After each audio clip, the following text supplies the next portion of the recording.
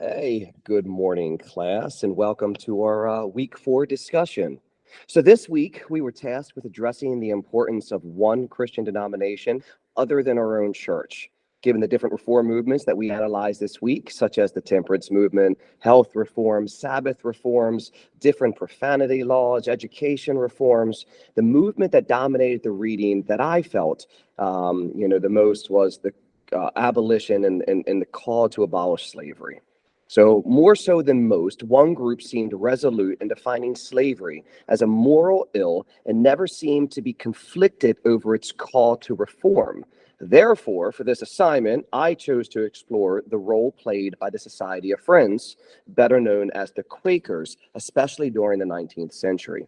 The Quakers rejected the conventional understanding of Christian practices. They rejected some of the ideas of baptism, marriage, and communion as they were seen in other denominations. They also did not uphold expensive rituals. They did not give merit to expensive religious education, and they did not pay their ministers.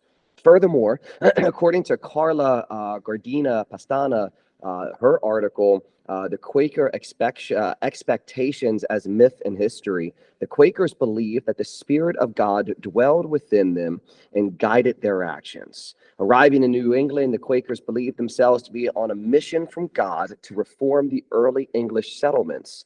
Needless to say, this led to Puritan attacks on the self-proclaimed invaders. These early hostilities led the Quakers to develop a martyr-like early self-image. From that image, the Quakers developed into a pacifist group focused on an idea of quietism. As Pastana puts it, they transformed from the publisher of truth crusading zeal to a group who held the zeal of liberation.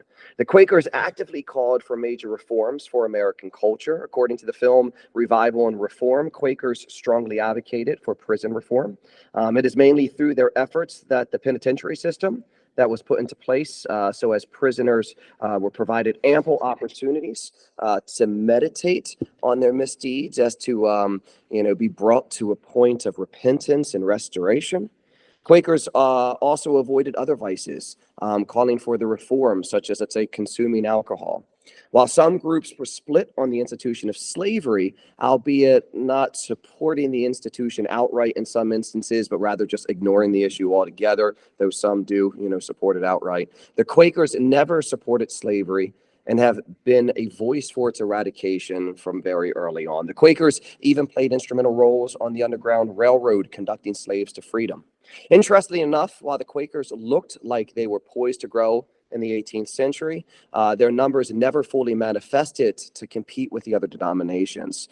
Jeffrey Plank's article, Quaker Reform and the Evangelization in the early 18th century, draws attention to this conundrum, claiming that avoiding alcohol, horse races, plays, fairs, did not in the short run bring many converts to Quakers. The religious society's opposition to slaveholding and its pacifism did not help its recruitment efforts.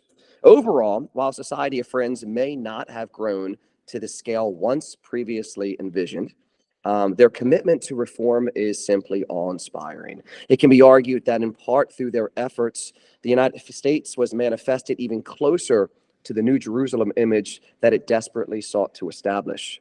They are just one prime example of how Protestant groups, much like the argument this week laid out in Stephen Rockman's article, Shaping the Values of Youth Project and Introduction, they promised a new kind of egalitarianism spirit in which anyone may participate and have a voice.